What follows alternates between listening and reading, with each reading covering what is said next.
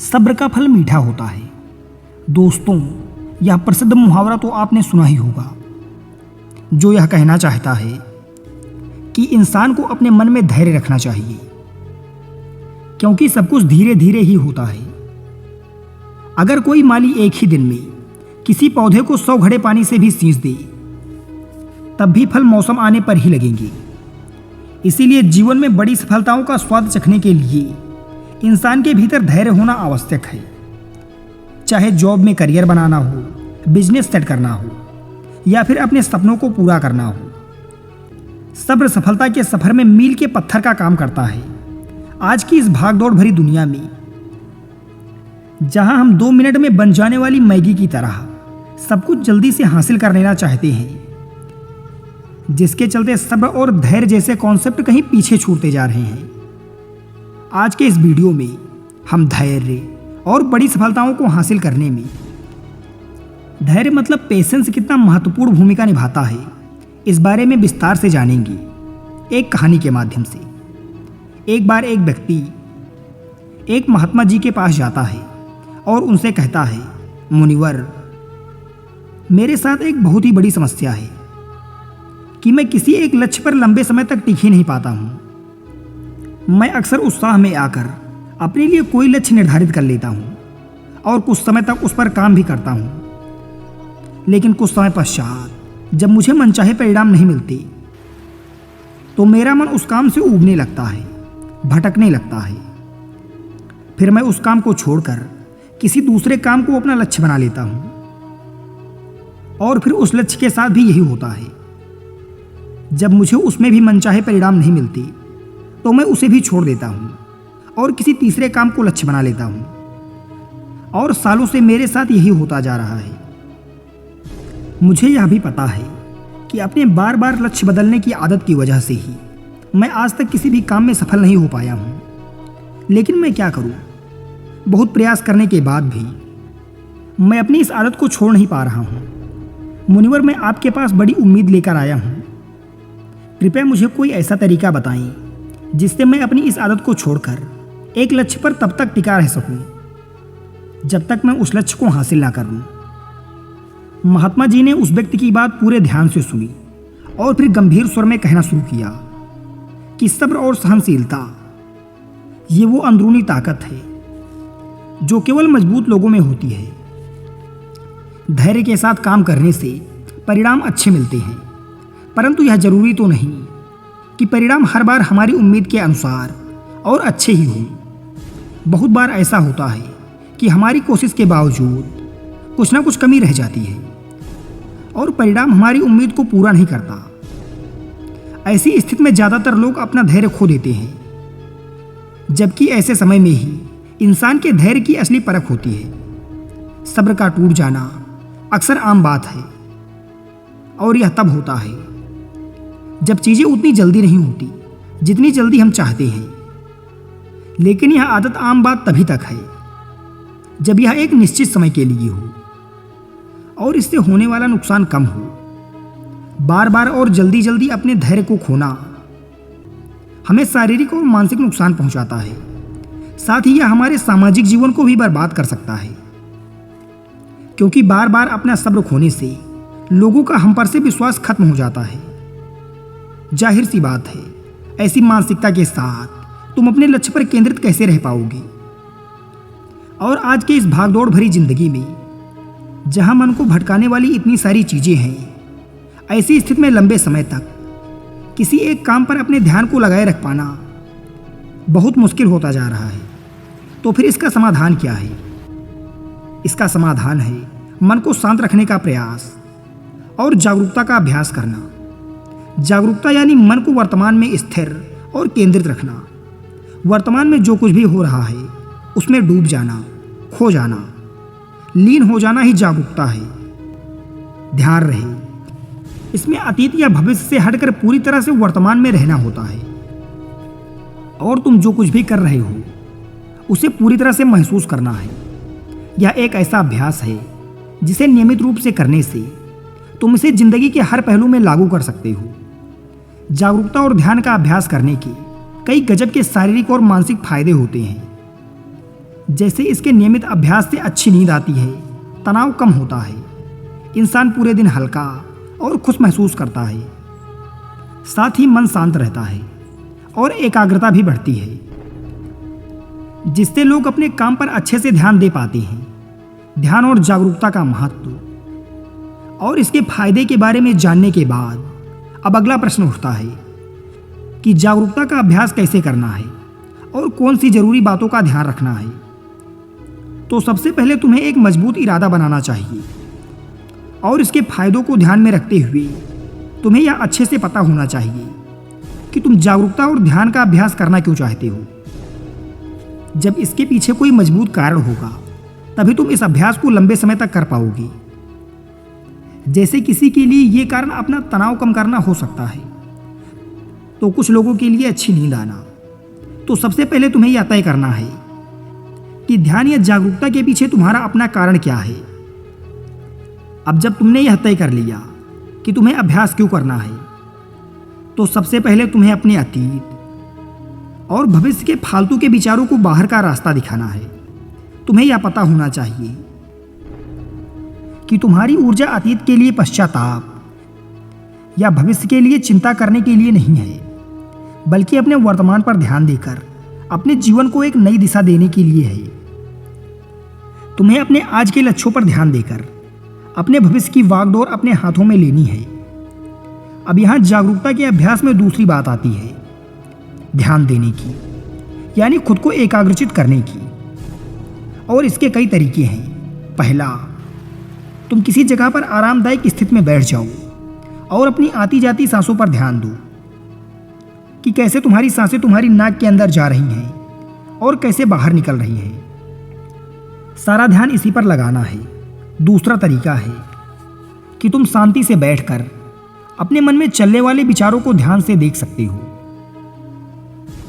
तुम्हें मन में चल रहे विचारों को सिर्फ देखना है, किसी भी विचार को पकड़ना नहीं है।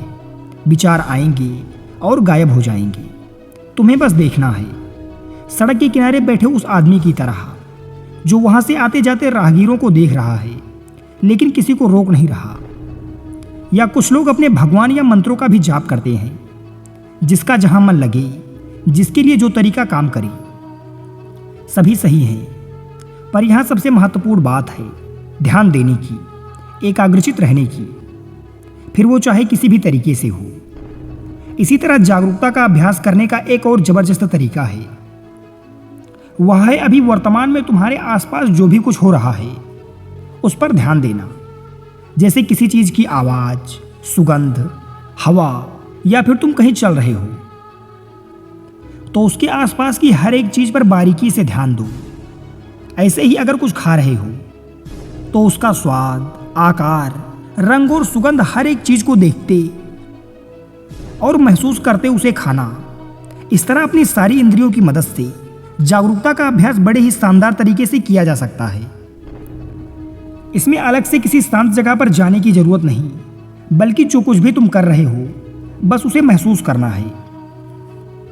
अपनी जिंदगी में हर एक इंसान कभी ना कभी ऐसी स्थिति में जरूर पहुंचता है जहां उसे लगता है कि वह अटक चुका है, उसे आगे कोई रास्ता नजर नहीं आता, उसकी सफलता रुक सी जाती है।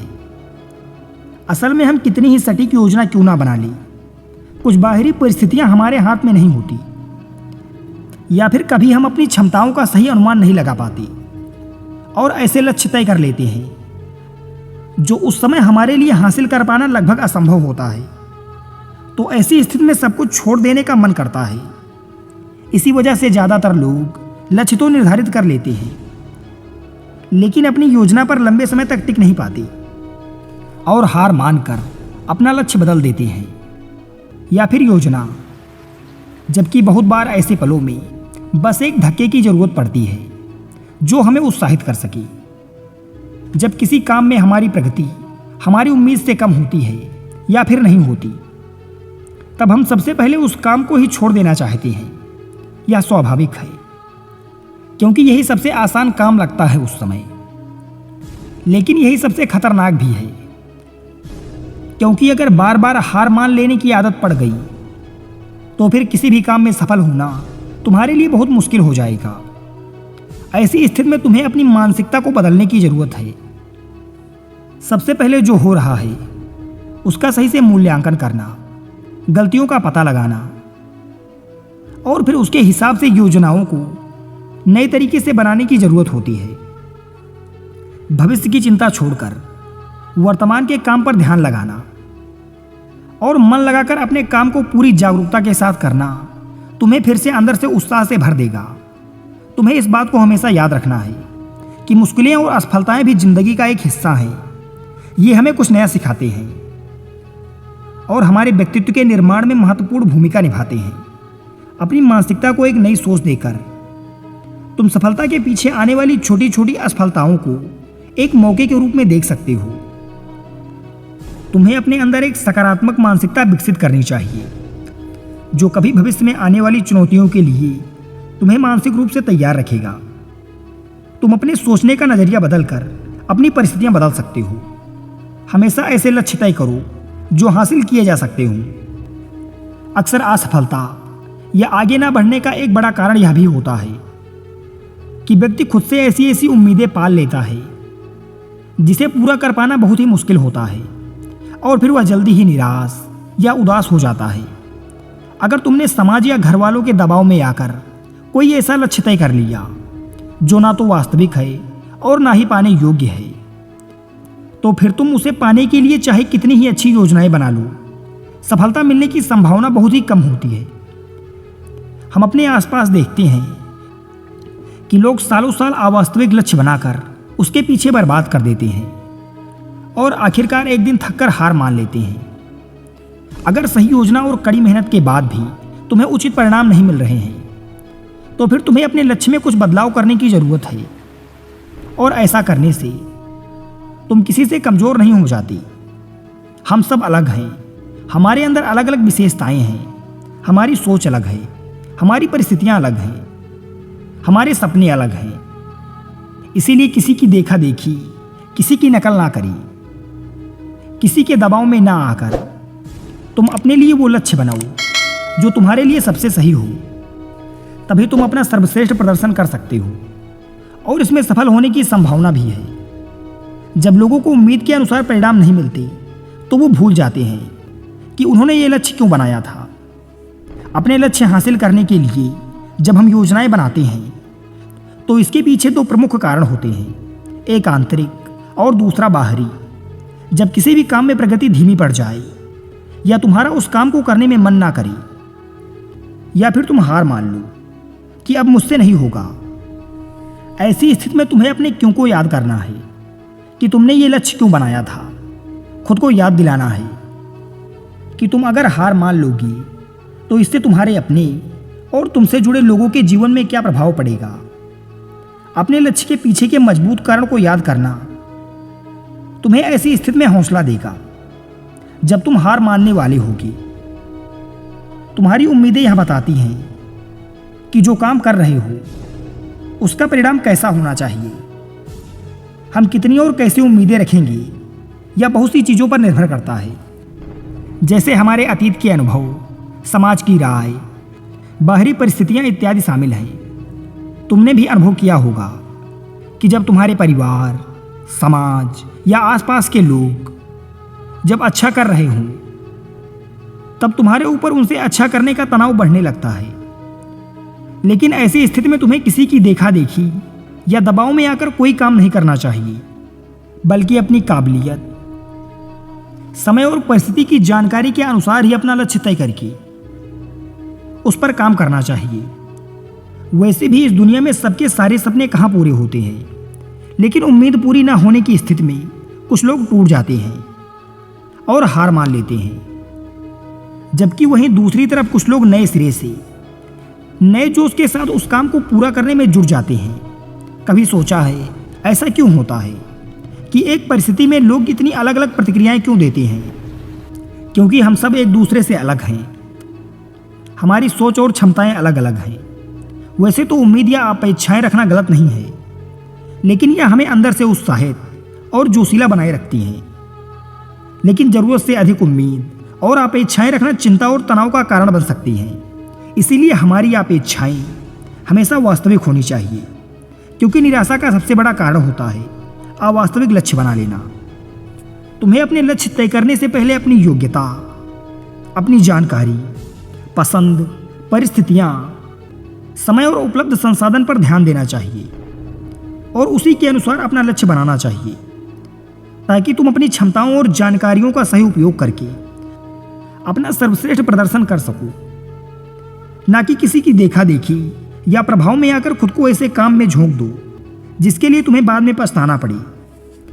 श्रीमद् भागवत गीता में कहा गया है कि कर्म करो, फल की चिंता मत करो, यानी कि सिर्फ परिणाम के लालच में आकर काम ना करें, बल्कि उसके सफर का भी आनंद उठाएं।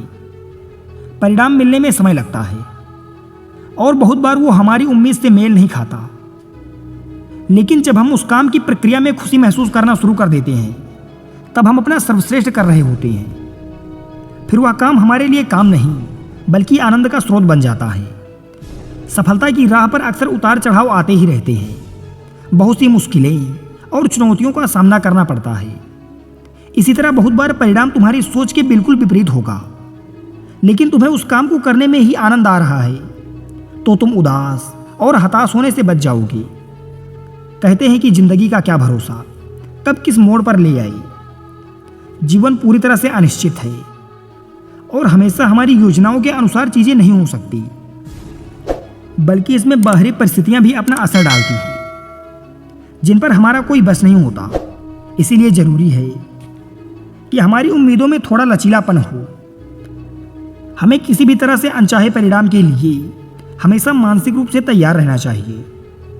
इससे अचानक परिस्थितियां बदलने पर व्यक्ति को सदमा नहीं लगता और वह सकारात्मक सोच के साथ आगे आने वाली परिस्थितियों का डटकर सामना कर सकता है। धैर्य टूटने और निराशा में डूबने का अगला सबसे बड़ा कारण है दूसरों से अपनी तुलना करना।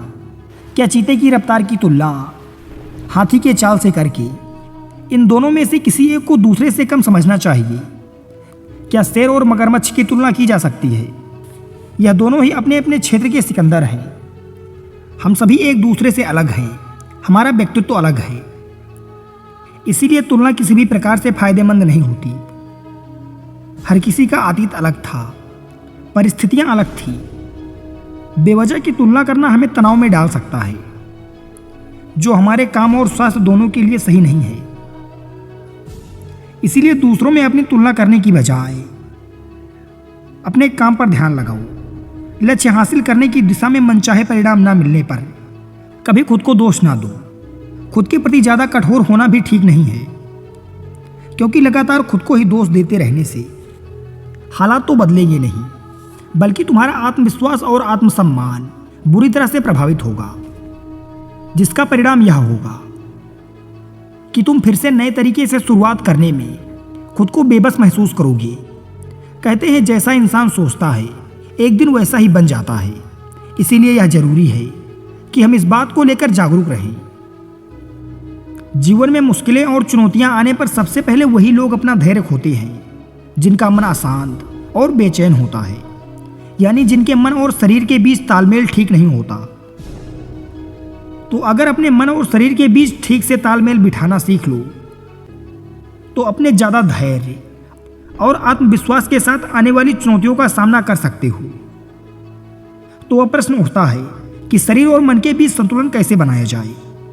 तो ऐसा करने के बहुत से तरीके हैं, जैसे हर सुबह ध्यान का अभ्यास करना, गहरी सांसें लेना, जागरूकता का अभ्यास करना, प्रकृति के साथ जुड़ना, योग और प्राणायाम जैसे अभ्यासों को जीवन का हिस्सा बनाना इत्यादि। एक और चीज जो व्यक्ति को ज्यादा धैर्यवान और खुशहाल बनाती है वो है आभार व्यक्त करना।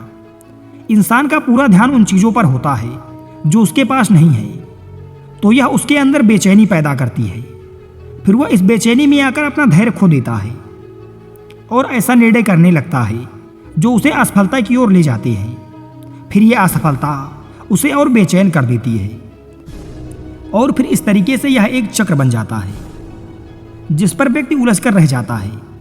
आभार व्यक्त करना एक ऐसा अभ्यास है जिसमें जानबूझकर जिंदगी में होने वाली अच्छी चीज़ों पर ध्यान देते हैं और उसके लिए खुशी महसूस करते हैं।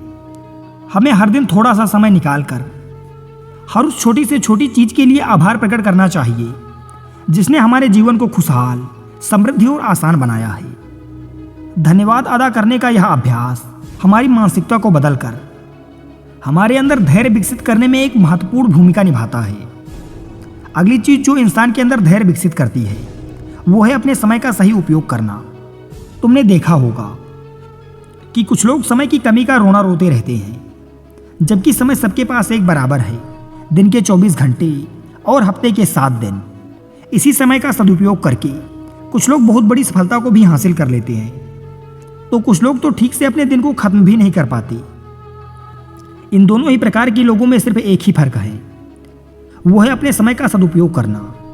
सही उपयोग करने की दिशा में पहला कदम है अपनी प्राथमिकताओं को तय करना, यानी उन कामों को निश्चित करना जो हमारे लिए ज़्यादा जरूरी है।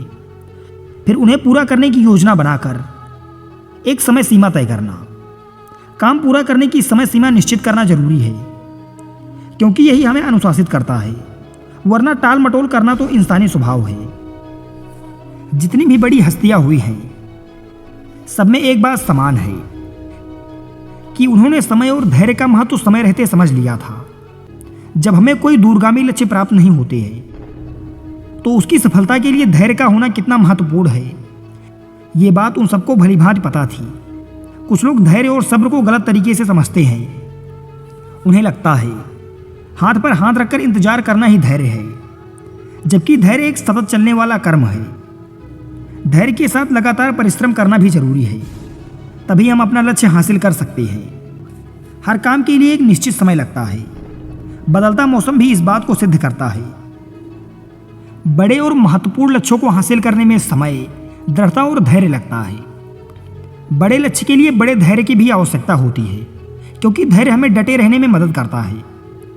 ऐसे समय में जब कोई कहीं से परिणाम नहीं दिखाई देता, धैर्य हमारी निराशा को दूर करता है और हमारा हौसला बढ़ाता है, जिससे हम अपने लक्ष्य को हासिल करने की दिशा में लंबे समय तक दृढ़ता और कर्तव्य निष्ठा के साथ लगे रहते हैं।